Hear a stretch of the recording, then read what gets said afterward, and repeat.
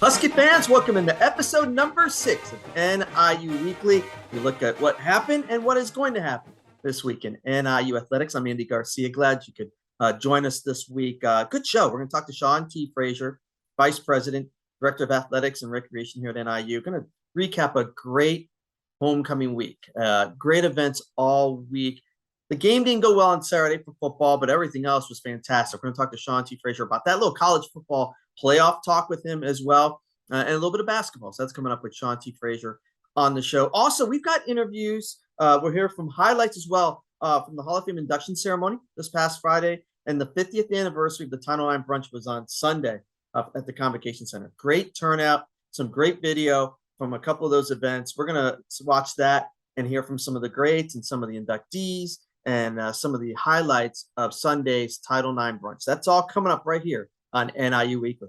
We have so much to talk about with Vice President and the Director of Athletics and Recreation here at NIU, Sean T. Frazier, as he joins us on NIU Weekly. And Sean, what a week this past week was with homecoming, everything going on with that. A great week. We're going to talk a little college football, playoffs with you, a little basketball. So I got a lot on the plate. So first things first, Sean, great to have you on as always. And let's go back to last week in the homecoming week. And let's start with Thursday night with the down home in downtown DeKalb, the pep rally, the band, the teams all in a parade downtown DeKalb. Really great scene last Thursday night. Yeah, it was. It was kudos to the city of DeKalb and all the folks that worked hard on that. It's great to be able to have our athletes, our coaches, our supporters, our administrators, create this community, right? This whole component of coming together because we are the community is us type mentality, be at the Egyptian Theater, to have a little parade action. Yeah. You saw the excitement, you saw the joy. Our athletes are very much connected with the DeKalb community. And this was just an event to kind of kick it off, talk a little bit about the whole essence of homecoming and, to really celebrate with everyone around us. So yeah, just a great job just by everyone. It's just so many, I don't want to leave anybody out, but I'll just say that there was a lot of work, a lot of hands on deck, a lot of man and woman power that put all this together. And it was great to recognize that. Yeah, it was great Thursday night. And then we move on to Friday night, the Hall of Fame induction, 13 new members. A shout out also to the 4 important donor families as well, with the former student athletes, Chandler Harnish, Chad Spann, Kristen Hoffman, Susan Lutz, Simon, Folk Holke, Thomas Hammock. Everyone who was in the induction ceremony had a great speeches, a really great crowd as well. Robert Collins, Rick Cerrone also part of that as well. Great job by the Hall of Fame committee to get it right, but also just a great night on Friday night with the Hall of Fame induction ceremony. Yeah, no, that was great. That if you want to pick an event out that we do on every other year a basis, the Hall of Fame is by far, obviously it's the oldest homecoming that we've had, the 115th anniversary, but we also have a homecoming ceremony that during my tenure has just really been just fantastic. We've had a number of folks, both who are donors and supporters, as well as those who are former athletes and administrators, were in this class. It was probably a larger class than we would normally have because of COVID, but everyone just so deserving. And it was emotional, people crying. I got choked up, listening to the stories of our athletes and our supporters and what NIU has meant to them in their career, their history. So it was great to be able to see that. It's great to see so many people that showed up because it is a public event. And it's great to be able to see the appreciation of the legacy that, quite frankly, that our induction, our recipients have received and will receive. So yeah, it's just a class act event. It was a great way to kick off, quite frankly, what went into homecoming. Yeah, that was great on Friday night with the Hall of Fame induction ceremony. And then Saturday, great tailgate scene. I was looking from the press box up. The parking lots were full. Great student turnout for a third straight game, by the way. The students have really turned out. So have the fans. Unfortunately, not the outcome we wanted, but Saw some positives in the fourth quarter with the football team. Sean didn't get the win, but overall on Saturday, some Husky greats came back. It was great to see some people on the sidelines, but there were people in the stands, and it was a great environment on Saturday. Yeah, no, it was great, Andy. I tell you, it never gets old to be able to get around on the east and the west side, and just looking at our alumni, the folks that have come back.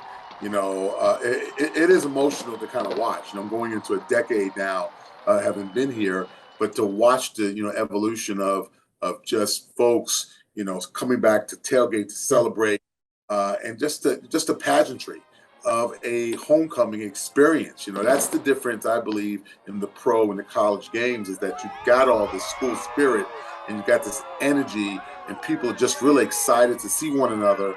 And folks have not come back for years that have come back because of the different events. And kudos to our president, Lisa Freeman, and quite frankly, to Matt Streb, who has actually took the lead on making homecoming a week-long bonanza. That's basically what it was.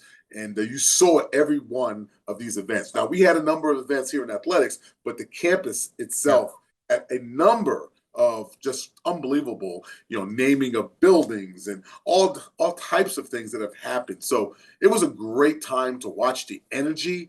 And again, thanks so much to our Husky Nation that showed up to the stands, our season ticket members, as well as our students and everyone else. So yeah, it was top flight. We just needed to really make it happen on the football field, and we came up a little short here this particular year. So, but thanks to everyone that was involved. I gotta get one of those RVs that's got TVs in it, like on the side of the RVs. I don't know how some of these fans have it, but there's some setups out there in the yard and the other parking lot. So it was fun on Saturday. It wrapped up homecoming week really on Sunday with the Title IX 50th anniversary celebration, the brunch. More than 200 people attended in the Convocation Center on Sunday. A great panel discussion that really shed light on the history of Title IX at NIU, Sean. And what an opportunity. It's today's student athletes, the mingle to sit down with some of the predecessors of back in the day here at NIU, Sean. 20 of the 50 greats were back, were honored, of the top 50 women athletes at NIU. Really was a tremendous event on Sunday with that Title IX brunch. Yeah, it was. As you kind of go through the process, 9:30, we open our doors, 10 o'clock, 10:30, we had the program. And I'm so glad that we had it on the floor of our Convocation Center, our basketball facility, because we needed the space. And I knew that it was going to be emotional. And it's so important to be able to celebrate Title IX, but also to understand the foundation of the women leaders that have come before the group that we have now. That foundation is the reason why we've had such a rich success in academic and athletic success, and to have them come back. Now, we had some of those who were former Hall of Famers, or who are Hall of Famers, those who just got inducted. And then we used that platform to be able to have a panel discussion that was, quite frankly, was moderated by Deb Boughton, our very own Deb Boughton, who is now moved on to Marshall. And she did a fantastic job helping out with the setup of this. But our whole staff, our whole department, our whole university, we had our president, we had a number of different folks, but it was emotional to be able to hear the history of how we implemented Title IX. Okay, we understood, the passage was done in 1972, and then obviously the induction of how NIU put the wheels in motion to be able to have access and opportunity for women. So it was great to be able to tell that story and to let some of the current student athletes understand that history, and watching the history there on the panel. So we will do this every time we have a homecoming. I'll make that public announcement. So every time we have a Hall of Fame year, which will be not next year, the following year, we will have a Women's Leaders of Excellence Forum that we will call. We won't call it Title IX. We will call it something that quite frankly demands the respect of the women leaders that have come before us. And we will have a panel discussion, and we will talk about that for the educational piece that helps our young people understand to never forget, and to understand how precious access and opportunity truly is. So I'm excited about it. It was a great event. Yeah, I hope the fans were able to get out to some of those events, if not all of them. They really were a great homecoming week. Ended with that, with Saturday and Sunday. And again, as you talked about, Sean, the community and the university coming together, as you mentioned, is big, and made for a very fantastic and great homecoming week. I want to transition, because me and you talked a little bit about your role, and you're in the inside circle, let me say, of the college football playoff talk. Okay, so I'm going to let you kind of expand on what you know. Again, right now we're looking at 12, right, Sean? But could we see that number go up? The involvement of mid-majors, a part that NIU could be a part of. Kind of just give us an update of what's going on right now. Yeah, no, just talking with colleagues. I'm not on the committee or Yeah. anything like that. I've had a number of different conversations with some key personnel that, quite frankly, are very close to this. From our perspective, I think it's important to know that by any type of expansions will basically benefit us, a group of five, someone who, quite frankly, from a competitive standpoint, has goals and objectives to be in the conversation and to also to compete for a championship. So going to 12 is kind of what a lot of the conversation's been, and talking to some of the colleagues, and even with Bill Hancock, I think it's really important to understand that we have a long road to go, and that we all have to agree about how the access and how the ranking and how it's going to be done. If it's going to be, the first round being at the highest seed on college on campuses, or it's going to be at a neutral site. But I think the biggest issue there is that it's going to expand, and we're going to be able to have pieces of it that will affect schools like us. So again, keeping the standard, winning games. We got to win games, and I know there's no stranger that we have done that continuously in our career here, as well as just overall at NIU. But I think it's important to make sure that we are ready for that. Dealing with issues like the transfer portal. Obviously, dealing with the transformation committee right now. What does it look like for championships in general? How it affects the MAC? So I think all of these things are on the table, and it's very, very fluid right now. And I think as we kind of go through the process of taking a look at championships, our status, what it means on the bowl side, the scheduling component of this, the different scheduling, our non-con schedule versus what we do in conference, all of those will affect our ability to be able to be a part of the conversation, be a part of the CFP expansion, and quite frankly, getting that opportunity to move us to the next level. So, yeah, it's a lot. It's something that, I use the analogy all the time. It's skating to where the puck is going to be, not where it's currently at. And we need to make sure that we're keeping our eye on that. All right. There's no substitute for daily preparation. So if we think that, okay, that's going to happen in a couple of years and we react to it, then we're already out of the conversation. So our non-con scheduling, our ability to make sure we recruit, making sure that we financially do the things necessary with cost of attendance, the transfer portal, and all the things that, quite frankly, affect us need to be job one as we move forward to make sure we put ourselves in the best possible situation for a championship run. One more about this, Sean. Just how big are the super conferences going to get?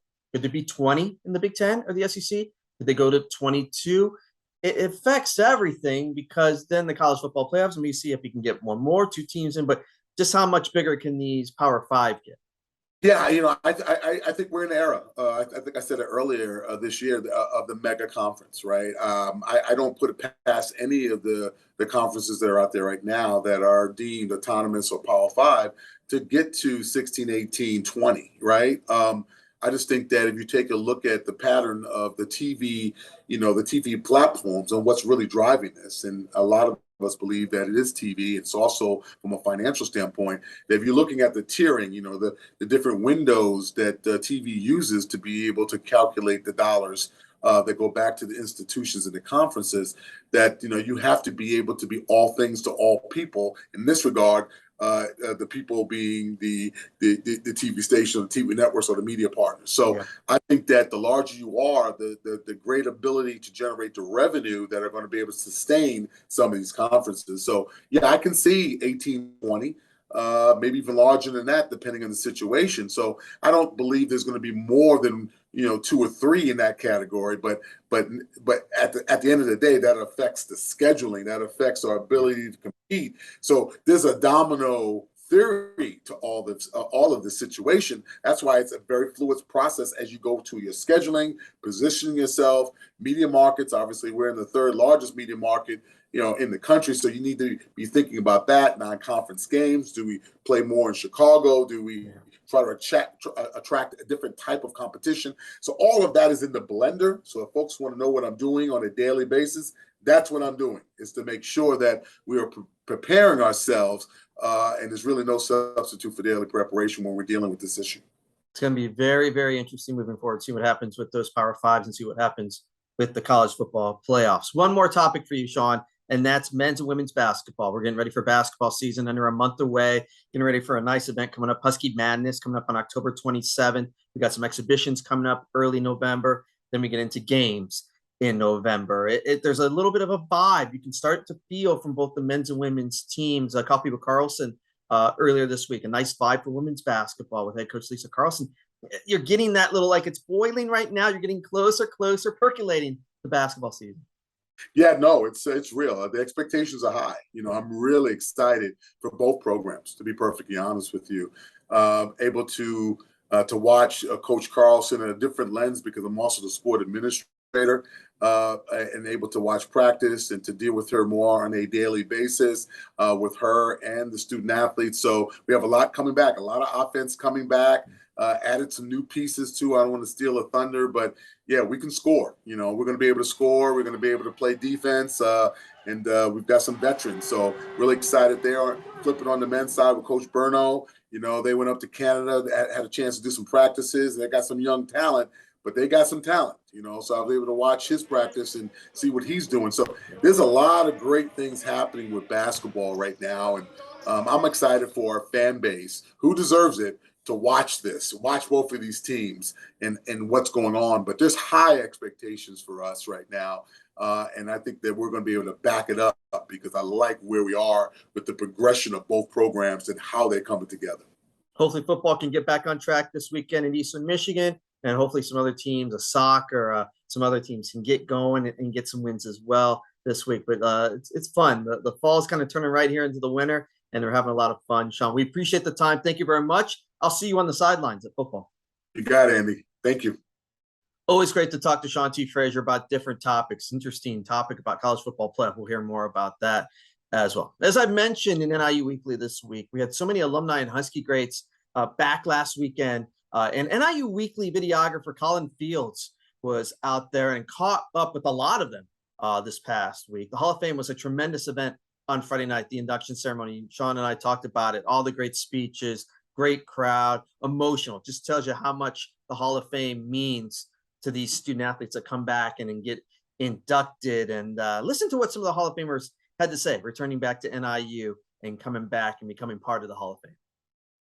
Yeah, I think it was one of those opportunities where it kind of all comes full circle, where when you're just a young person and you want to be a future professional athlete, and to get recruited to NIU, come to NIU, go through the ups and downs that I had to end on a strong note, make it to the NFL, all those kind of good things, come back and get awarded as a Hall of Fame inductee is pretty special.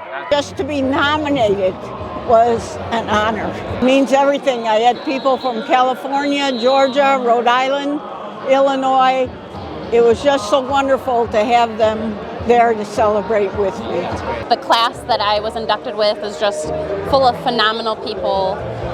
It was just such a blessing to be a part of and get to meet some of the other inductees, especially Sandy Lutz. I've talked with her today, and it is truly inspiring to be in rooms with a lot of great people. I always thought of athletes and coaches being in the Hall of Fame.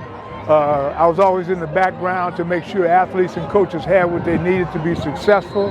That was my goal, that was my intention, and that's what it was all about. But this is a humbling experience to be recognized for helping other people. It's a huge deal for me.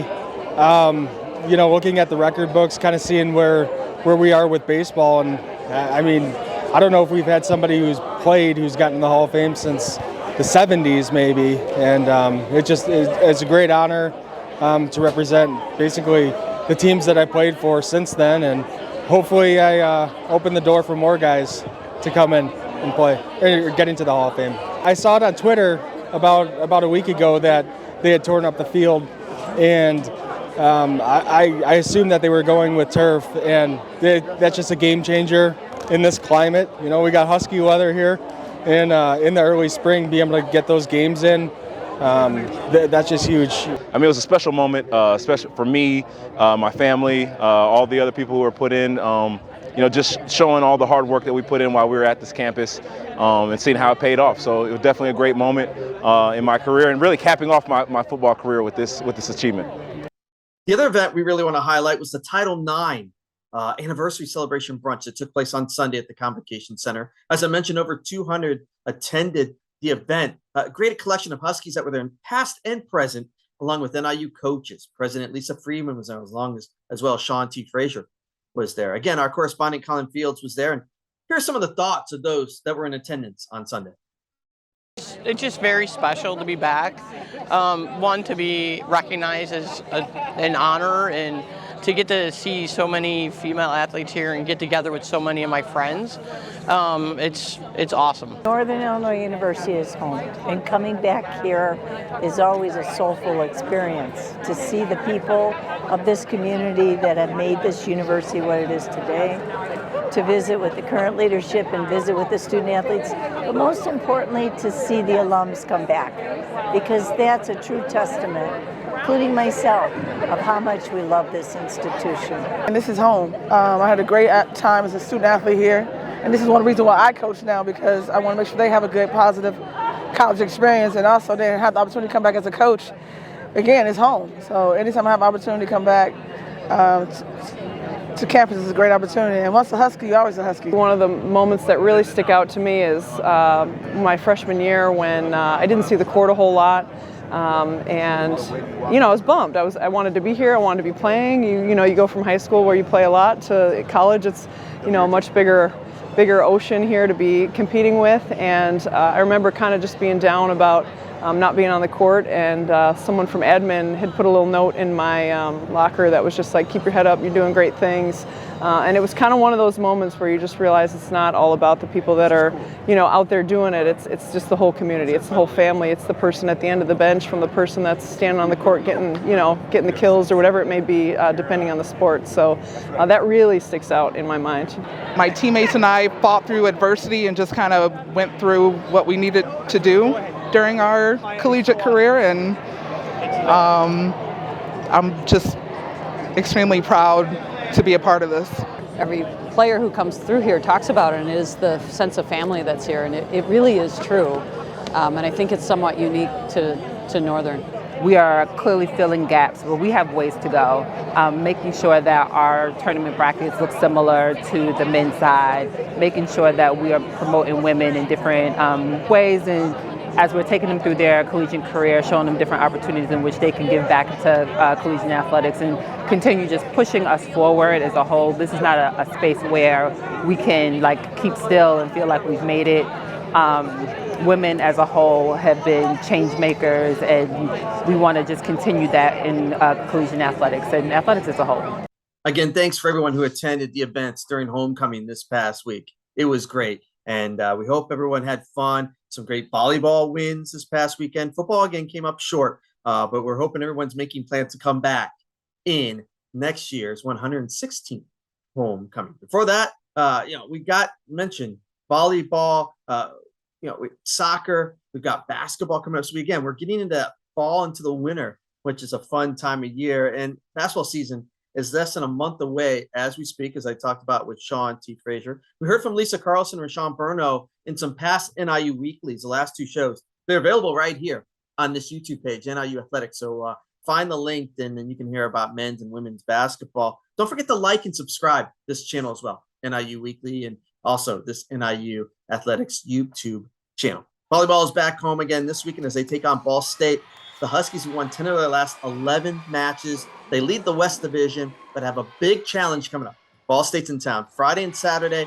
Friday at 6 p.m., Saturday at 2 p.m. in Victory Court. Hope you can make it out. Ray Gooden, his volleyball team, playing well right now. They're 6-1 in the MAC, 13-4 overall, getting ready for Ball State this weekend. Also, there's soccer action at the Soccer Track and Field Complex coming up on Sunday and Monday. The women's soccer team takes on Kent State Sunday at 1 p.m., and men's soccer is back in action at home next Monday, October 17th, taking on Chicago State. That's at 7 p.m. So you got women's action on Sunday, and then you got men's action on Monday. So that'll be a good couple matches at the NIU Soccer Track and Field Complex. Coming up on October 27th, I mentioned it with Sean T. Frazier. Mark your calendars for Husky Madness. The NIU basketball teams will be there doing some exhibitions, hear from the coaches, and hear live performances from NIU grads Adam Wilson and OG Steve-O, along with some other DJs. They're going to be in attendance as well. The event is free on October 27th for NIU students and season ticket members, and $10 for all others. Get tickets at niuhuskies.com/tickets or by calling 815-753-PACK. That is the Husky Madness coming up on October 27th at the NIU Convocation Center. And also get your NIU basketball season tickets on sale right now, niuhuskies.com. Season ticket pricing for men's basketball starts as little as $80 for all 12 regular season home games. Get women's basketball season tickets for as little as $35 to see the team 13 times this year. Discounts are available. Call 815-753-PACK today. That's 815-753-7225 or purchase anytime online at niuhuskies.com/tickets. Action-packed show today. I hope you enjoyed some of the highlights and reviews from homecoming week. Hope you enjoyed the thoughts of Sean T. Frazier after this last homecoming week and some thoughts on college football and basketball coming up again. Subscribe, like this little channel right here, NIU Athletics YouTube channel. Some special thank yous. Kevin Meyer. Kevin Meyer does a great job every week on this show, putting this show together. We appreciate Kevin. Thank you very much. And Donna Turner for helping out as well. We'll talk to you next week with NIU Weekly. Hopefully some programs can get some wins. Until then, go Huskies.